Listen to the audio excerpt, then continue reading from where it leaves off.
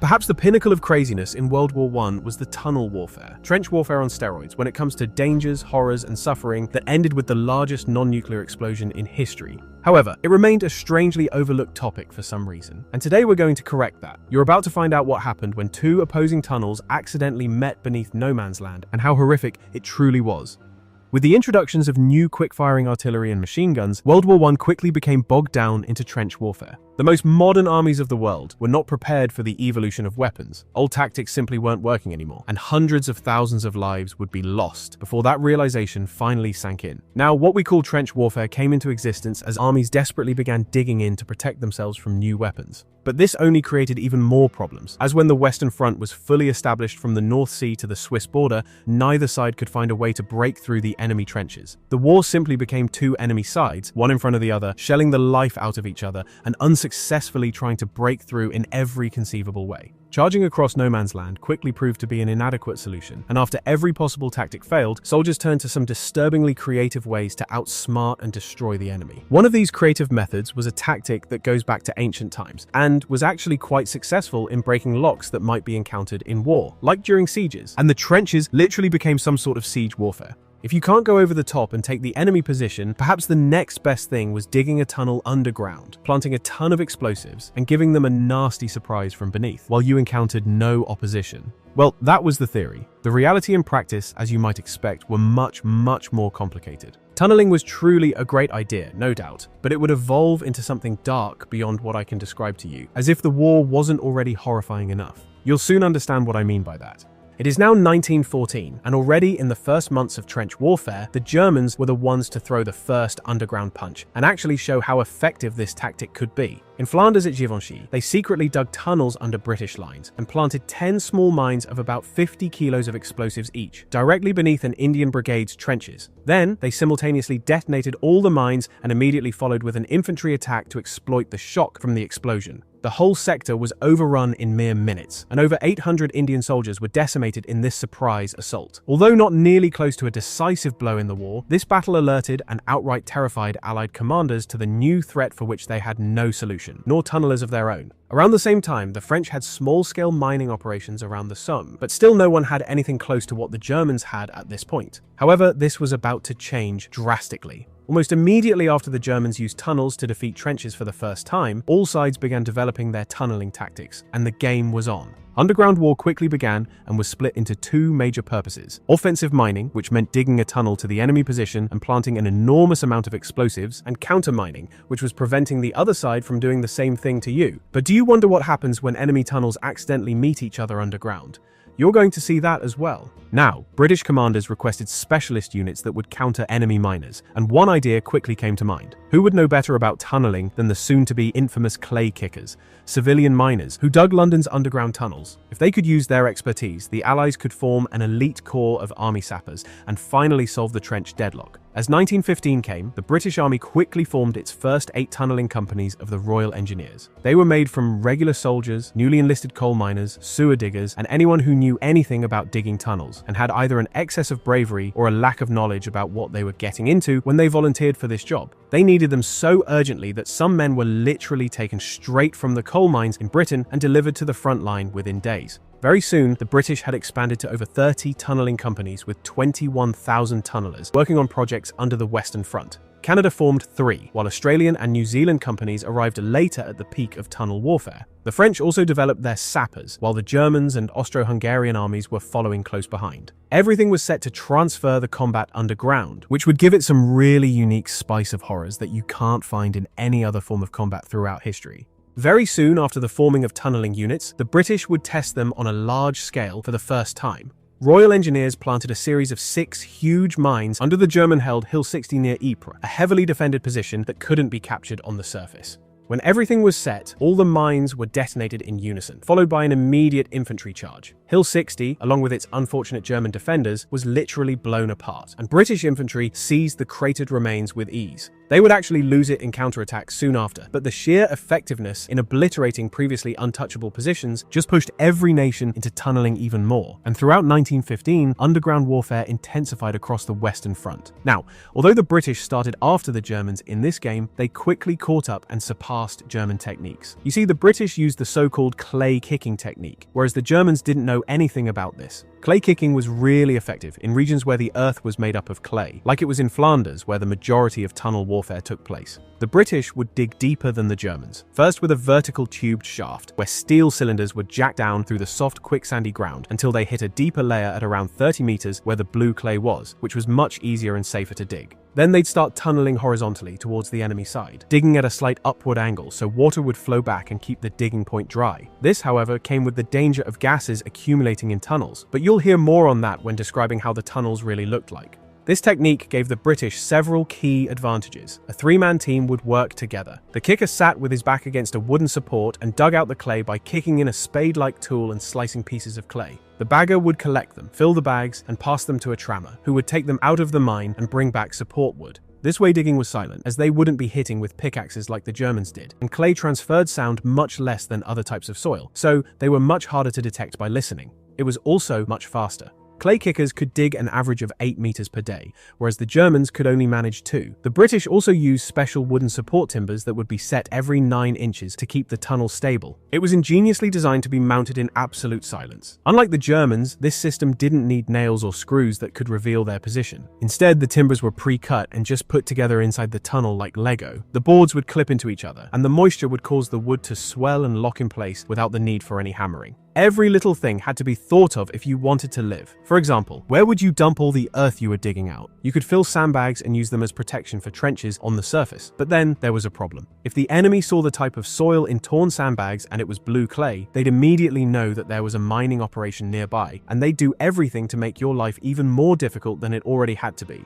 These sections of suspected mining operations received a much larger portion of shelling, and even raids to locate them, so the ground units hated when tunnelers were working near them. Before we go into what happens when two opposing sides meet in tunnels underground, let's first describe the atmosphere inside them, so you'll have another layer of horror in your mind when the actual fighting takes place down there. Now, working in a tunnel, as you might imagine, was everything opposite to a safe and comfortable experience. You'll understand why they got paid 6 times more than a frontline private. Being buried alive, drowned, or asphyxiated were just one part of the job description, besides of course claustrophobia and unwanted guests that might crash the party. Tunnels were usually about 4 feet high by 2.5 feet wide, which was barely enough for a man to work crouched. Shifts were between 6 and 12 hours, and conditions were catastrophic. Wet, cold, dark, cramped, with constant risk of cave-ins, gas poisoning, enemy countermining operations, or hitting an underground water line that could fill up your tunnel in seconds. Foul air and humidity in such a cramped space was described by veterans as being in a coffin that sweated.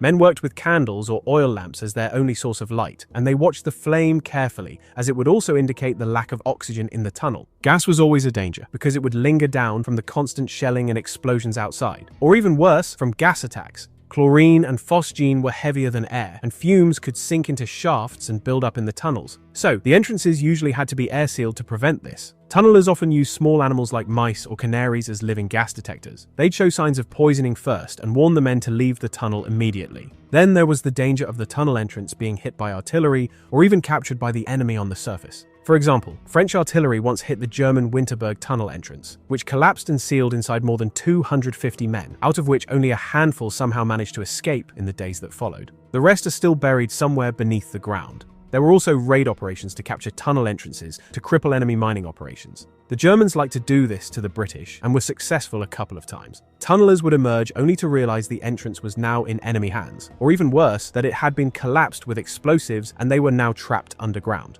Meeting in the tunnels. It was rare, but not impossible, for enemy tunnelers to meet underground, as there were miles of tunnels dug into specific front sections. Sometimes this happened on purpose, other times not. As the tunnels were small and narrow, fighting with rifles or any standard weapons was impractical. So, tunnelers used their digging tools or specially made weapons like sawed-off rifles, revolvers, or knives for savage melee combat in just a few cubic feet of darkness deep underground. Now imagine that all of a sudden, the earth collapses and reveals an enemy tunnel. Maybe it's empty, maybe not. If there's someone inside, you'd now be fighting the enemy tunneler in a cramped, pitch-black tunnel with your bare hands. And I think that this experience couldn't ever be truly described with words. Just imagine the fight for your life in conditions already terrifying enough to be in, let alone to fight. I don't know if there's any other form of life on Earth that goes this far in order to destroy other individuals of its own species. When an enemy tunnel was discovered, tunnelers would usually go in to inspect it, sometimes even reaching the enemy trench where the entrance was if the tunnel had been abandoned. As the effectiveness of mining missions terrified every soldier in the frontline trenches, they desperately tried to find a way to detect tunnelers digging toward them. At first, these were improvised listening devices like oil drums filled with water, then staring at the surface of the water to see vibrations, or shoving a stick into the ground and biting onto it with their teeth to feel vibrations. But soon, this evolved as well. Stethoscopes and eventually geophones were introduced to detect noises in the ground up to 160 feet away. Dedicated listeners manned them around the clock to determine direction and guide a counter-operation to dig a tunnel underneath and place an explosive charge called a camouflet, either to collapse the enemy tunnel or to detonate it in front of it and make the ground unstable for further digging. This could, of course, also happen to you if the enemy detected and intercepted your own tunneling operation. However, they weren't always successful in detecting enemy tunnelers in time, as the diggers were ultra careful to make as little noise as possible. Listeners said that the scariest part wasn't hearing enemy tunnelers dig, but when they could hear them for days, and then suddenly there was silence. That silence could easily mean they had successfully planted a mine and retreated, just waiting for the right moment to detonate it. And while we're at detonation, let's explain how that looked and how mining was used in practice. Before the enormous mines that would later be detonated and still stand as the largest non-nuclear explosions in history, there were smaller ones. At first, both sides used gunpowder in early mines, but the results weren't impressive because of the way it exploded. Then, the British adopted ammonal, which performed much better and had that lifting power. It was made from about 70% ammonium nitrate, 20% TNT, and 10% aluminum powder. This way, it created a massive volume of gas and heat that would throw thousands of tons of earth into the air and create huge craters. It was cheap to produce in large quantities and more stable than pure TNT. The problem was it absorbed moisture, so it had to be carefully bagged in waterproof sacks. They were then detonated by electric detonators with wires leading to a safe distance. For example, during the Battle of Messines Ridge, several mines, each holding a few hundred pounds of explosives, were fired at 0 hour in coordination with infantry units to disrupt enemy defenses.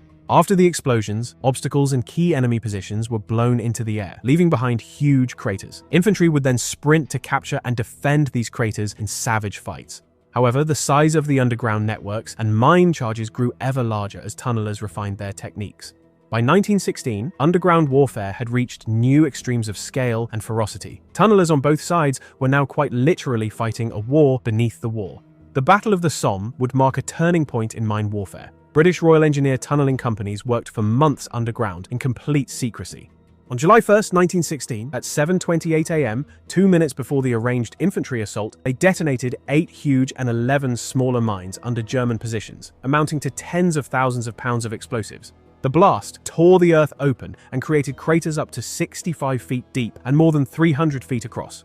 German strongpoints, along with their defenders, were hurled into the air. British troops then charged forward to capture the crater rims. Although the Somme showed the enormous potential of these huge mines, it also showed the need for better coordination with infantry to fully exploit the chaos the mines created.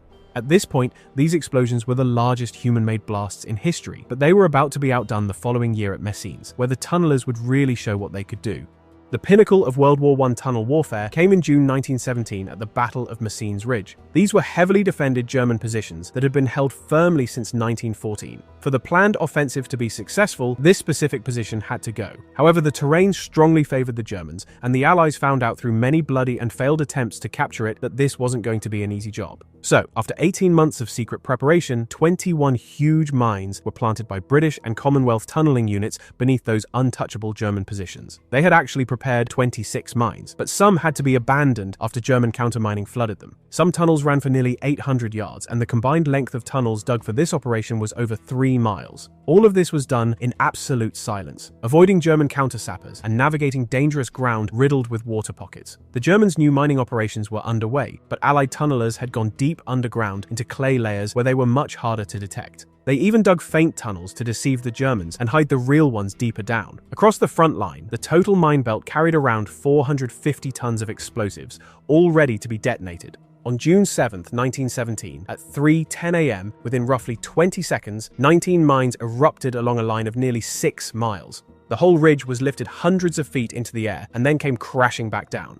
As the dust slowly settled, the enormous craters revealed what was left of the once impregnable German defenses. Thousands of defenders were simply gone, either blown from the face of the earth or entombed deep below it. Estimates range between 7,000 and 10,000 German soldiers killed in the detonations alone, many of them hiding in deep dugouts that had protected them from artillery bombardment. But nothing could protect them from this enormous set of explosions that literally changed the local geography. Infantry divisions then ran over the devastated landscape with almost no opposition from the other side, with surviving Germans either surrendering in complete disorientation or being overrun by Allied troops advancing under a creeping barrage. The operation was a success because of the close cooperation between ground and underground units, and the tight coordination with artillery to exploit the breaches the mines created and to correct the mistakes made earlier at the Somme. Some mines actually weren't detonated. One famous example exploded decades later in 1955, when lightning struck and triggered the charge, detonating in a Belgian field and killing a cow. Several more large mines remain underground to this day. Perhaps they are still waiting for the wrong spark in the wrong place to show us what they are capable of. The craters from Messines still stand to this day, and you can visit them in Belgium.